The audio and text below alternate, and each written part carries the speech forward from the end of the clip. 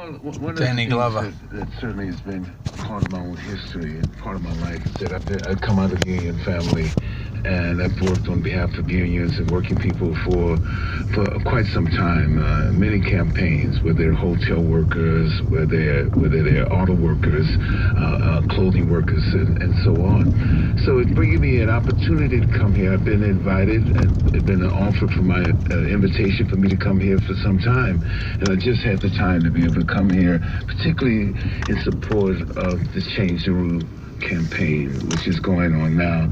Major campaign to engage citizens and to empower citizens, ordinary citizens, and through unions, And like I said, I come from a union household, and the union was a very important leverage for my family and their ability to live a decent life and raise children like myself, Do you see many similarities between the challenges facing workers in a country like Australia and your own country, America? Well, I think the challenges that face workers in the industrial world are basically the same challenges.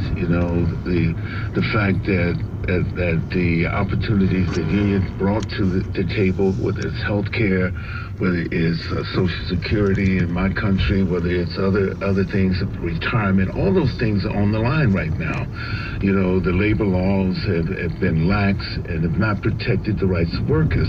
And not only the right to organize, but also the right to fair wages and collective bargaining. All those things, I think, up in the air right now. I think we misunderstand this particular moment that is happening in the history, as we saw the worldwide recession, the Great Recession of 2008, and the impact that had specifically on workers, ordinary people, workers, homeowners, raising family, and how the wealth since that time, since the so-called recovery, has gone to the top 1% of the population of people of wealth in the world.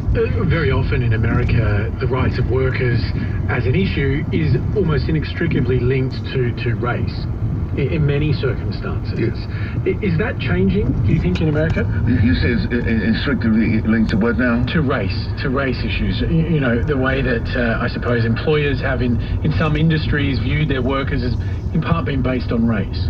Well, that to some degree, it happens around the world. It happens here with First Nation people here and indigenous people.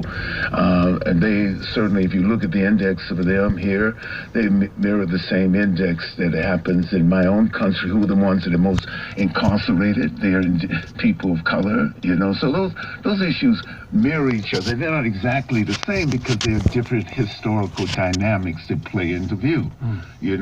In my case, in the United States, it's slavery. In this case, it's the settlement colony that happened here